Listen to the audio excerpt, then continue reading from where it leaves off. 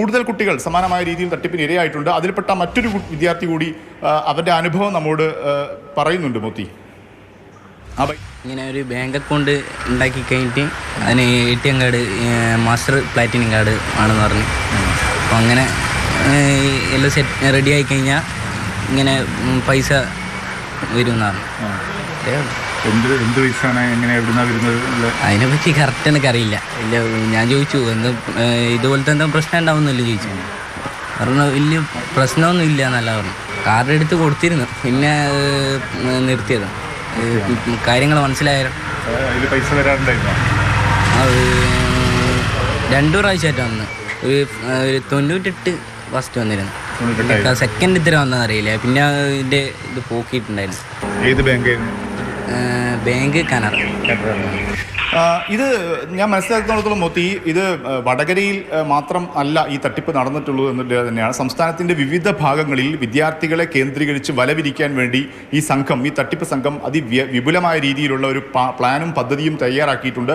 അതവർ കുറേയൊക്കെ മുന്നോട്ട് കൊണ്ടുപോവുകയും ചെയ്തിട്ടുണ്ട്. നമ്മൾ പോലീസുമായൊക്കെ അന്വേഷിക്കുമ്പോൾ കേരള പോലീസ് വടകര വിഷയവുമായി ബന്ധപ്പെട്ട് കേരള പോലീസ് കേസൊന്നും എടുത്തിട്ടില്ല, അവർക്ക് മുന്നിൽ പരാതിയൊന്നും വന്നിട്ടില്ല. പക്ഷേ മറ്റ് ചിലയിടങ്ങളിലൊക്കെ സമാനമായ ചില കേസുകൾ സംസ്ഥാന പോലീസിൻ്റെ ഭാഗമായി ചില പ്രാദേശിക ലോക്കൽ സ്റ്റേഷനിലൊക്കെ എടുത്തിട്ടുണ്ട്. നമ്മൾ അവരുമായൊക്കെ ബന്ധപ്പെടുന്ന സമയത്ത് അവിടങ്ങളിലൊക്കെ സംസ്ഥാനത്തിൻ്റെ വിവിധ ഇടങ്ങളിൽ സമാനമായ രീതിയിൽ കുട്ടികളെ കേന്ദ്രീകരിച്ചുകൊണ്ട് ഈ രീതിയിൽ അവരുടെ ബാങ്ക് അക്കൗണ്ടുകൾ എടുപ്പിച്ച് ATM-ഉം അവരുടെ മറ്റ് വിവരങ്ങളുമൊക്കെ കൈവശപ്പെടുത്തി അതിലൂടെ കള്ളപ്പണ ഇടപാടുകളും തട്ടിപ്പ് പണത്തിൻ്റെ ഇടപാടുകളുമൊക്കെ നടത്തുന്നുണ്ട് എന്നുള്ള ഒരു വിവരം കൂടി നമുക്ക് ലഭിക്കുന്നുണ്ട്. പക്ഷേ ഏറ്റവും പ്രധാനപ്പെട്ട കാര്യം ഇതിൽ ഈ കുട്ടികളാണ് അവസാനത്തെ കണ്ണി. അതായത് ഈ തട്ടിപ്പ് സംഘത്തിൻ്റെ കണ്ണി ചേർക്കപ്പെടുന്ന ഇരകളാക്കപ്പെടുന്ന ഈ കുട്ടികളാണ് അവസാന ഘട്ടത്തിൽ കുടുങ്ങുന്നത് എന്നുള്ളതാണ്.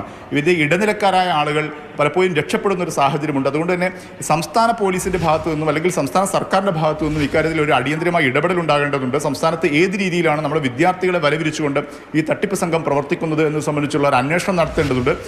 അങ്ങനെ നടത്തിയാൽ മാത്രമേ ഇതിൻ്റെ ഏജന്റുമാരായി പ്രവർത്തിക്കുന്ന ഇടനിലക്കാരായി പ്രവർത്തിക്കുന്ന സംഘത്തെ പിടികൂടാൻ കഴിയുകയുള്ളൂ. അല്ലെങ്കിൽ അവർ ഒരു കേസ് അല്ലെങ്കിൽ മറ്റൊരു കേസിലേക്ക് അടുത്ത സ്ഥലം കേന്ദ്രീകരിച്ച് വിദ്യാർത്ഥികളെ ക്യാൻവാസ് ചെയ്യും. കാരണം ഇത് കോടികളുടെ രൂപ അല്ലെങ്കിൽ കോടിക്കണക്കിന് രൂപയുടെ ഒരു കൊള്ളലാഭം ഉണ്ടാക്കുന്ന അല്ലെങ്കിൽ ഈ തട്ടിപ്പ് നടത്തുന്ന ഒരു സംഘമാണ്. അതുകൊണ്ട് തന്നെ അവർക്ക് അത് നിർബാധം തുടരാൻ വേണ്ടി പാവപ്പെട്ട വിദ്യാർത്ഥികളെ വീണ്ടും കരുക്കളാക്കും. കാരണം ഞാൻ നേരത്തെ സൂചിപ്പിച്ചതുപോലെ വിദ്യാർത്ഥികളെ സംബന്ധിച്ചിടത്തോളം അവർ ഇതിൽ കെണിയിലകപ്പെടാൻ വളരെ എളുപ്പമാണ്. പണം ആവശ്യമുള്ള അല്ലെങ്കിൽ കൂടുതൽ പണമൊക്കെ വേണമെന്നൊക്കെ ചിന്തിക്കുന്ന ഒരു പ്രായത്തിൽ അല്ലെങ്കിൽ ഒരു വിദ്യാഭ്യാസ കാലഘട്ടത്തിൽ ഡിഗ്രി കാലത്തൊക്കെ ആ അവസരം ഒരു ആഗ്രഹം ചൂഷണം ചെയ്യാൻ വേണ്ടിയുള്ള ഒരു സംഘം ഇടപെടുന്നുണ്ട്.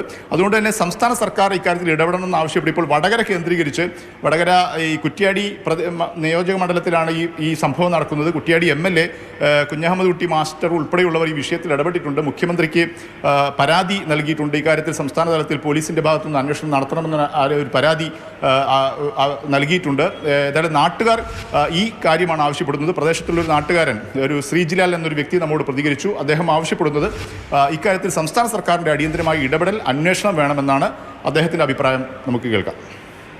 കോളേജിനകത്ത് എന്താണ് ഒരു സംഘം, ഇതിനിടയിൽ പ്രവർത്തിക്കുന്ന ഒരു സംഘം കുട്ടികളെ ഒരു ക്യാൻവാസിങ്ങിൻ്റെ ഭാഗമായിട്ട് പോക്കറ്റ് മണിക്ക് വേണ്ടിയിട്ട് ഇവരെ കൃത്യമായിട്ട് എന്താണ് ഉപയോഗിക്കുകയാണ്.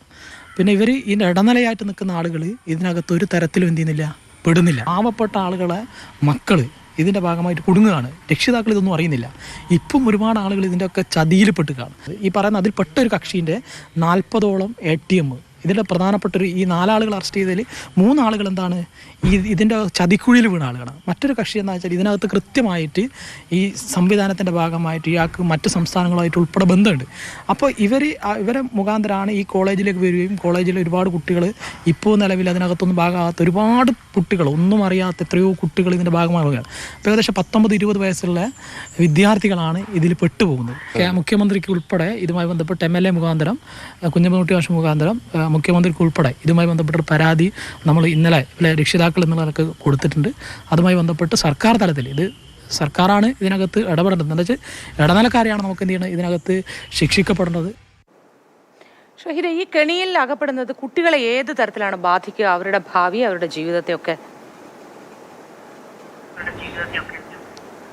നമുക്കറിയാം തീർച്ചയായും ഈ ചെറുപ്രായത്തിൽ തന്നെ വിദ്യാർത്ഥി കാലഘട്ടത്തിൽ തന്നെ ഇങ്ങനെ തട്ടിപ്പ് കേസുകളിൽ പെടുന്നത് അതിൻ്റെ ഇടനിലക്കാരുമായി ബന്ധപ്പെടാനുള്ള അവസരം ഉണ്ടാകുന്നതൊക്കെ വലിയ ദൂരവ്യാപകമായ പ്രശ്നങ്ങളുണ്ടാകും. കാരണം ഈ വിദ്യാർത്ഥികളുടെ വരുംകാല ജീവിതത്തെ അത് എങ്ങനെയാണ് ബാധിക്കുക എന്നുള്ളത് വലിയ ആശങ്കയുണ്ടാക്കുന്ന ഒരു കാര്യം തന്നെയാണ്. കാരണം ഈ തട്ടിപ്പുമായി ചെറുപ്രായത്തിൽ തന്നെ ബന്ധമുണ്ടാക്കുന്നത് കുട്ടികളിൽ അത് ഇത്തരത്തിലുള്ള സാമ്പത്തിക തട്ടിപ്പ് സംഘത്തിലേക്ക് ആകർഷിക്കാനുള്ള വഴിയൊരുങ്ങുന്നു എന്നുള്ളത് ഏറ്റവും ആദ്യത്തെ പ്രശ്നമാണ്. കാരണം ഇങ്ങനെ ഈ ബാങ്ക് അക്കൗണ്ടുകൾ വഴിയൊക്കെ സാമ്പത്തിക തട്ടിപ്പ് നടത്താൻ കഴിയും എന്ന് കുട്ടികൾ ചെറുപ്രായത്തിൽ തന്നെ മനസ്സിലാക്കുന്നു, അതിൽ കണ്ണി ചേർക്കപ്പെടുന്നു എന്നുള്ളത് വലിയ കുറ്റകൃത്യങ്ങളിലേക്ക് കൊണ്ടുപോകാനുള്ളൊരു വഴി തെളിയിക്കുന്ന സാഹചര്യം ഉണ്ടാകും. മറ്റൊന്ന്, ഇങ്ങനെ വളരെ ചെറിയ പോക്കറ്റ് മണിയൊക്കെ ആഗ്രഹിച്ച് ഇതിനുവേണ്ടി ചെയ്യുന്ന ആളുകൾ വലിയ കേസുകളിൽ പെട്ട് ജയിലിൽ കുടുങ്ങുന്ന ഒരു സാഹചര്യം ഉണ്ടാകും. ഇങ്ങനെ പലതരത്തിലും വിദ്യാർത്ഥി ജീവിതത്തെയും അവരുടെ ഭാവി ജീവിതത്തെയും ആശങ്കയിലാക്കുന്ന, നമ്മുടെ നാടിനെ തന്നെ അപകടത്തിലാക്കുന്ന വലിയൊരു കുറ്റകൃത്യമാണ് നടന്നുകൊണ്ടിരിക്കുന്നത്.